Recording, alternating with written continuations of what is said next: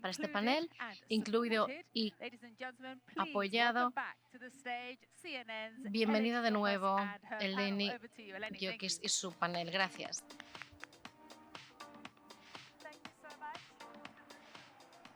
Muchas gracias, buenas tardes a todos. Espero que se lo estén pasando fenomenal. Yo me lo estoy pasando muy bien.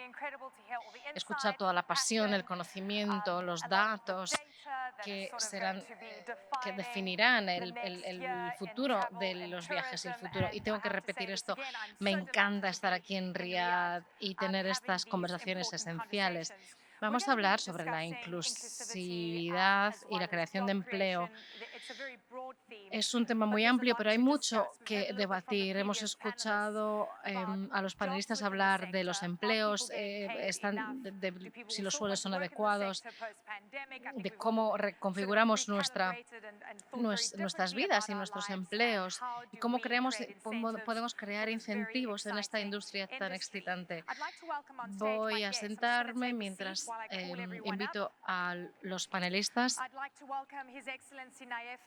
Quisiera dar la bienvenida a Su Excelencia Nayef Hamedi Al-Fayez, ministro de Turismo y Antigüedades de Jordania. Por favor, siéntese. Desiree Bollier, presidenta y jefa comercial de Value Retail. Matthew Upchurch, fundador y director ejecutivo de Virtuoso. Chiara Corazza, miembro del Consejo Asesor de Igualdad de Género para la G7. Y también tenemos a Zubin Karkaria, es el fundador y consejero delegado de VFS Global. ¡Qué alineación más fantástica!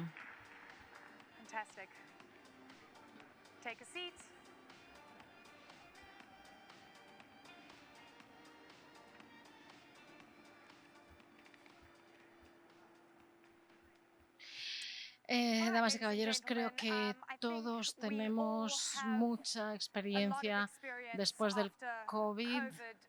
La destrucción de la demanda llevó a la destrucción de muchos empleos y muchas empresas.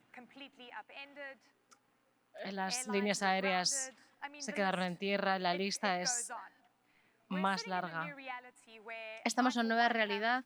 Yo he vuelto a volar, muchas personas han retomado los viajes, pero hemos visto unos grandes vacíos en el mercado, tanto en la capacidad como en el ámbito del empleo. Vamos a hablar sobre todo esto y también sobre la inclusión. Me interesa mucho explorar la cadena de valor y cómo podemos aprovecharla. Excelencia, por desgracia no he estado todavía en Jordania, pero está en mi lista de cosas que me gustaría hacer. Gracias por estar aquí, Excelencia. Jordania es unos destinos apasionantes y hemos visto números fantásticos en la región. Sea Petra o a otros destinos, los visitantes lo visitan a menudo. ¿Cómo están cambiando cómo estas cifras están cambiando la cadena de valor? ¿Cómo creen que cambia el sector del empleo, por ejemplo? Gracias por tenernos aquí. Ha sido un día apasionante escuchar todas estas experiencias de los sectores público y privados. Creo que es importante escuchar y compartir el conocimiento. Es un momento apasionante para nosotros.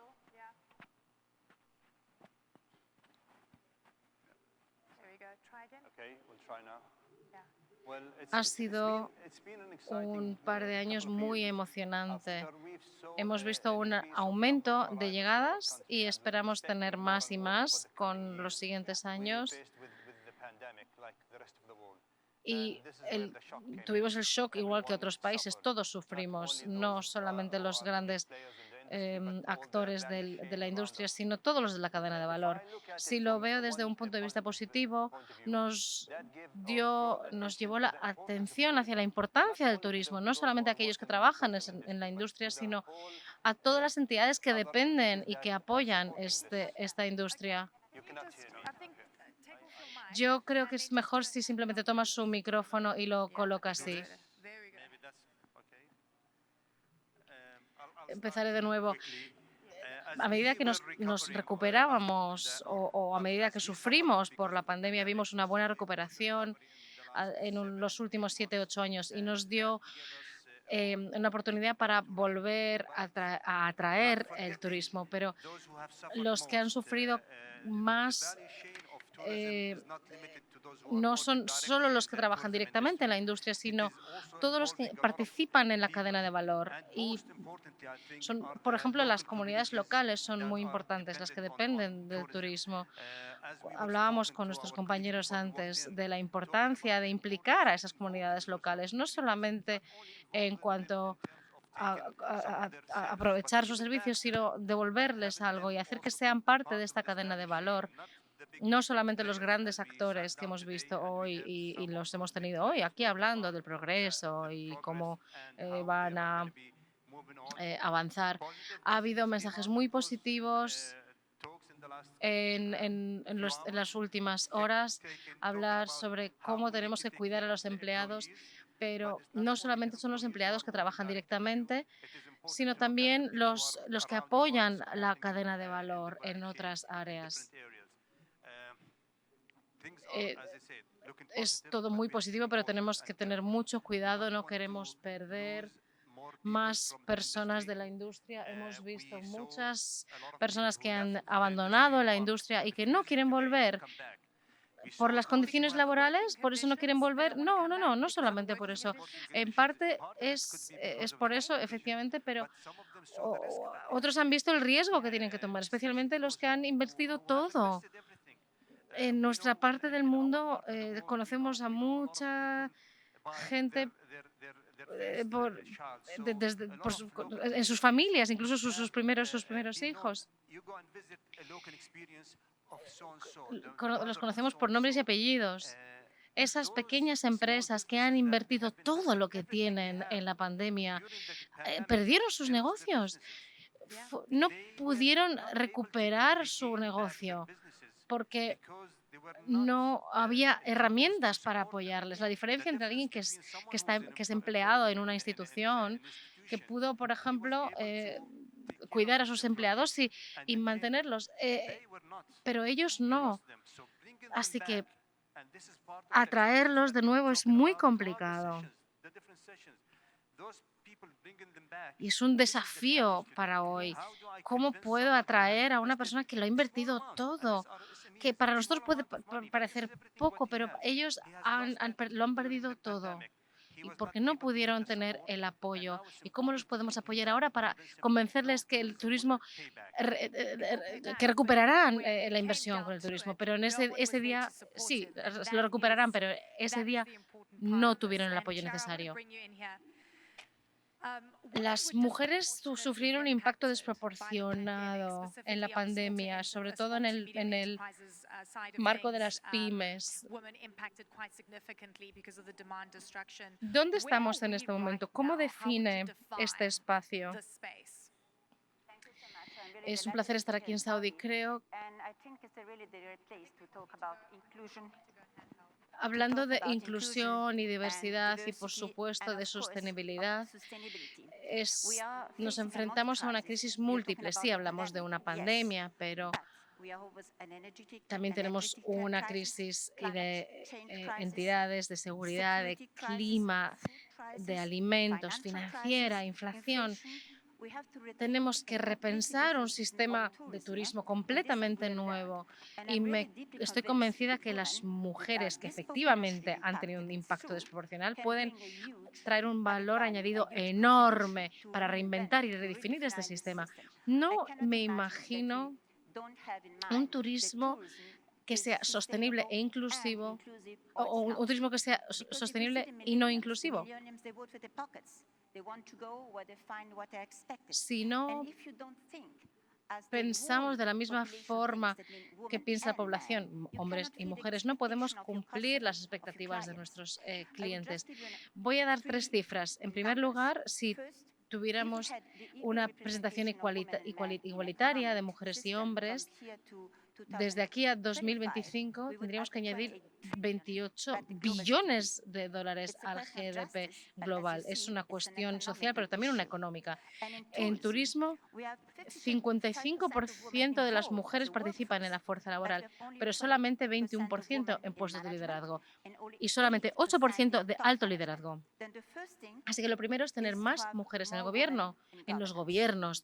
No es porque sean mejores que los hombres, sino porque damos una perspectiva diferente, un modo de pensar diferente. Y de nuevo, cuando saben que el 70% al menos de la decisión de dónde ir de vacaciones la toman las mujeres, son ellas, somos nosotras quienes decidimos dónde vamos y cuánto nos vamos a gastar. Si pensamos así, entonces cuando proponemos los paquetes, los tendríamos que tener en cuenta. Tenemos algunas soluciones.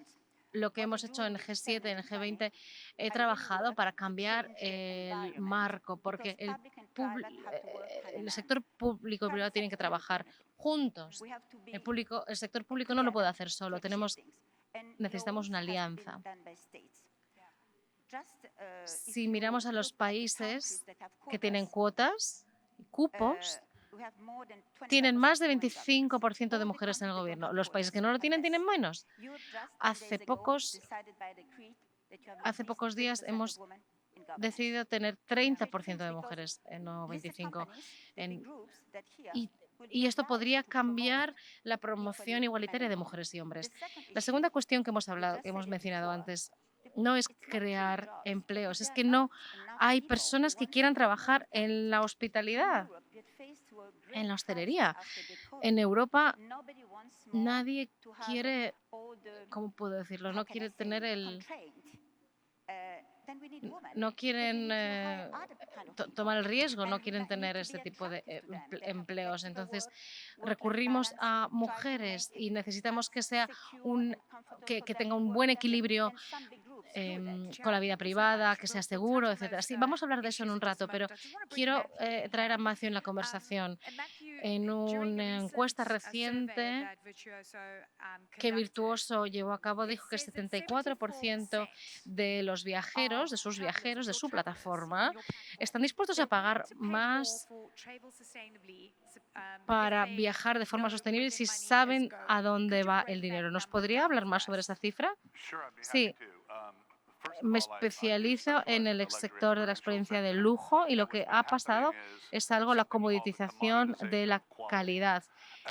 A medida que la calidad ha mejorado y la diferencia entre los productos de calidad se reduce, cada vez más consumidores y viajeros empiezan a elegir el producto en base a algo más que la calidad de base, como valores, como enséñame lo que haces, que esté bien, que tenga sentido. Y desde esa perspectiva, sobre la perspectiva de sostenibilidad, hemos empezado a trabajar en aspectos sostenibles hace 15 años, contando la historia desde el foco, no solamente el medio ambiente, sino las economías locales, las personas.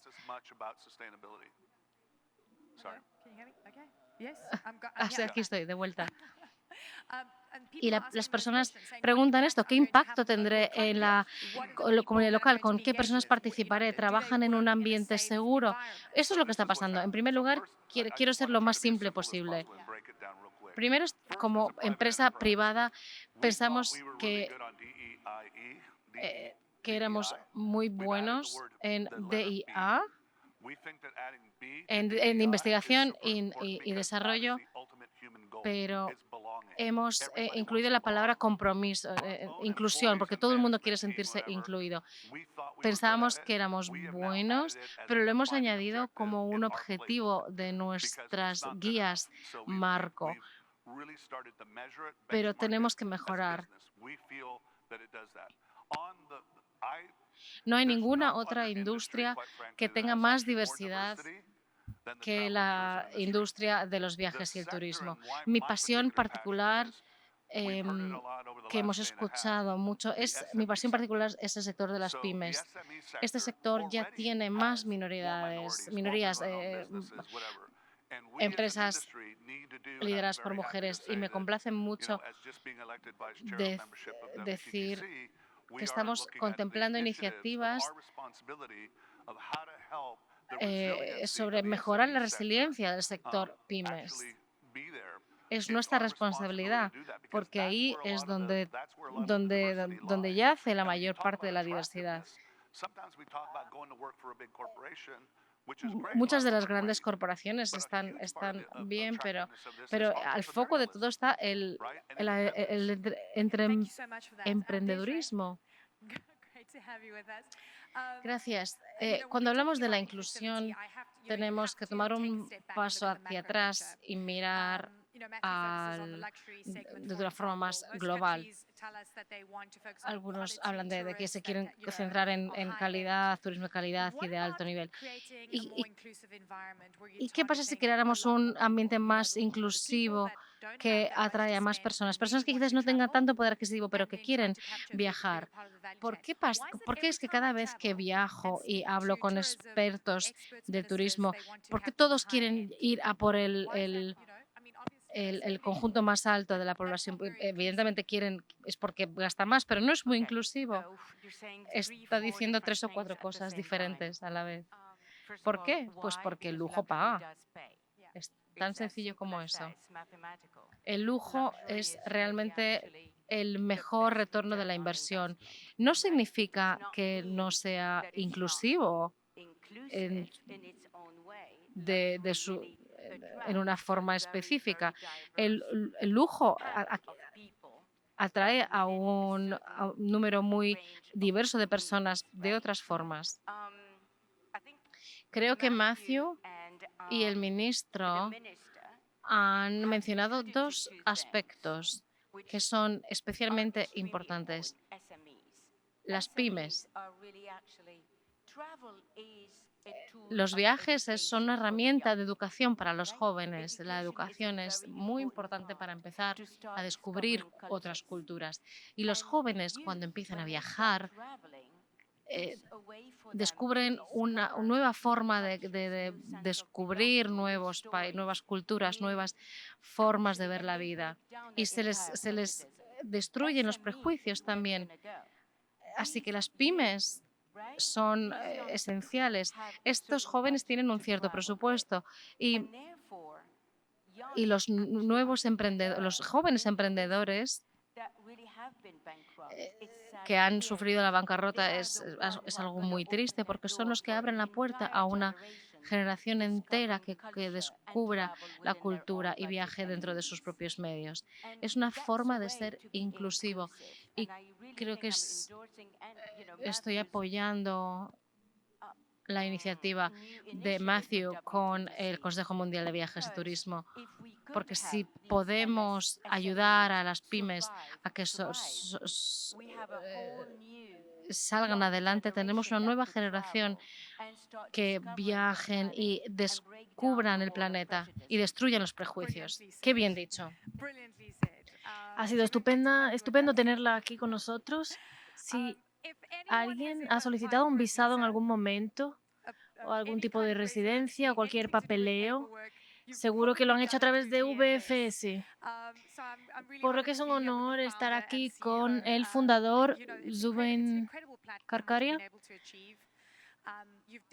Ha eliminado estas fricciones de nuestras vidas al ocuparse de todos estos papeleos.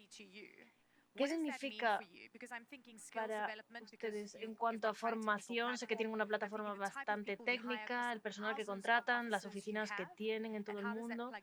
¿De cuánto estamos hablando más o menos? Sí, muchas gracias. Unas palabras muy amables, gracias. Empezaré con algo que el ministro decía. ¿Qué hicimos durante la pandemia para nuestro personal? Nos dimos cuenta de que teníamos que ocuparnos de ellos a nivel financiero, económico, y era una parte importante. Pero ¿qué hicimos a nivel mental, emocional? Porque esto sí que era fundamental. Y lo que notamos en los 150 países en los que tenemos presencia, durante los últimos 24 meses de la pandemia, creamos 700 módulos en los que la gente podía participar y conversar en línea. Podía ser temática muy diversa, desde cocina a lo que fuese. Algo que les permitiese conectar en directo con otras personas y que se sintiesen bien consigo mismos incluso cuando estaban sin hacer nada en casa. Encontrar simplemente a alguien con quien hablar. Y esto fue una herramienta que pusimos en sus manos y que hicimos por ellos. Trabajamos con 126 nacionalidades y tenemos presencia en 144 países del mundo. La inclusión la atajamos de varios modos. ¿Cómo estamos empoderando a nuestro personal? No solo nos fijamos en la diversidad, en la igualdad del género, también tenemos un 60% de mujeres en nuestra plantilla. Sé que ustedes tienen más. Incluso desde el 2005 en Arabia Saudí teníamos 800 miembros de personal y el 60% eran mujeres y más del 50% eran nacionales saudíes. También tenemos que prestar atención a cómo estamos empoderando a la gente, dando expectativas para sus carreras en el futuro y en nuestra industria. Tenemos que crear iniciativas a largo plazo para nuestros trabajadores. Y estas son áreas muy pequeñas en las que nos tenemos que centrar. Lo que veo por parte de la WTTC es que hay muchas ideas. Y si cada uno de nosotros se centra en una de estas ideas, creo que podremos generar un gran cambio. Su Excelencia, el ministro, quisiera hacer esta pregunta. Algo que está en la mente de todos, sobre todo cuando van a algún destino al que no viajarían normalmente. Es una pregunta que ha salido mucho últimamente. Me imagino que no les resultará nuevo. ¿Qué cambios necesitamos hacer para que la gente de diferentes orientaciones sexuales, razas, orígenes y religiones se sientan cómodas a la hora de viajar? Cuando hablamos de turismo, todos los países tienen que acoger bien a los turistas. Cuando viajamos igualmente a una nueva cultura, tenemos que intentar acomodar también sus tradiciones. Tiene que haber un acercamiento por ambas partes y un entendimiento de ambas partes. Les daré un ejemplo. Algunas de las mejores experiencias en la vida no tienen lugar en los hoteles o en los resorts. La mayoría de grandes experiencias, la gente las obtiene de ir a dar una vuelta, perderse en la nada. Y es ahí cuando se sienten acogidos por el país al que visitan. Los turistas esperan disfrutar de estas experiencias, pero evidentemente es responsabilidad de ambas partes, no solo de los turistas de buscar estas experiencias, sino de los locales de acogerles positivamente. Evidentemente, la población local se preguntan qué es lo que ellos obtienen de estas experiencias, cuando la gente deja el dinero en sus países. Perdón la interrupción, pero nos quedamos sin tiempo. Si yo no puedo llevar mi camiseta con el arco iris, ¿por qué debería escoger viajar a su destino? Es un ejemplo, no digo Jordania en concreto, por ejemplo, es un ejemplo general. Usted puede llevar lo que quiera en su país. Pero, por ejemplo, si voy a la playa, se espera que lleve traje de baño o lo que se lleve a la playa. Cuando se va a un lugar específico, se espera ir vestido adecuadamente. Cuando voy a esquiar, se espera que lleve ropa de nieve. No es un punto concreto. Hoy, por ejemplo, si lleva una camiseta con un arco iris en muchos países, no significa nada para la mayoría de las personas. Es simplemente una bonita camiseta, no lo entenderían. Si se genera mucha conversación al respecto,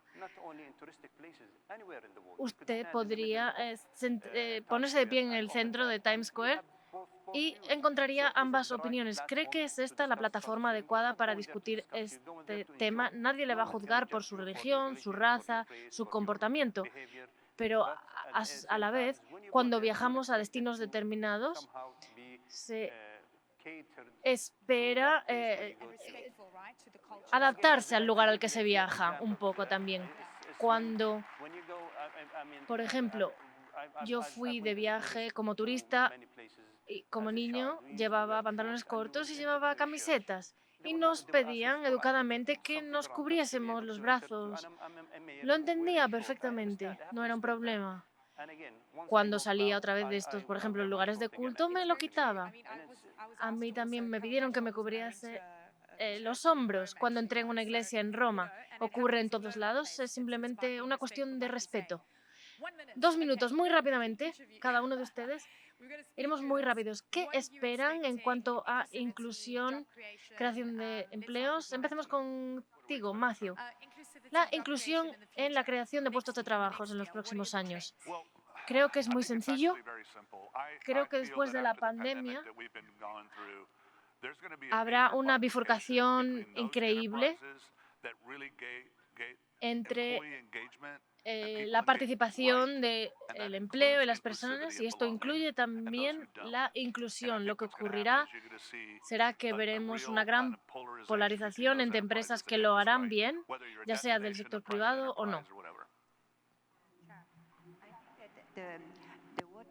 Creo que el Consejo de Turismo Mundial podría tomar la idea de una cadena de servicios. Si la pequeña y mediana empresa podría ser una herramienta muy poderosa si se les diese acceso a ellas a 150 millones de mujeres que son dueñas de negocios en el turismo. Esto sería una gran oportunidad. Además, en segundo lugar, quisiera también dar mi opinión en materia de educación y formación.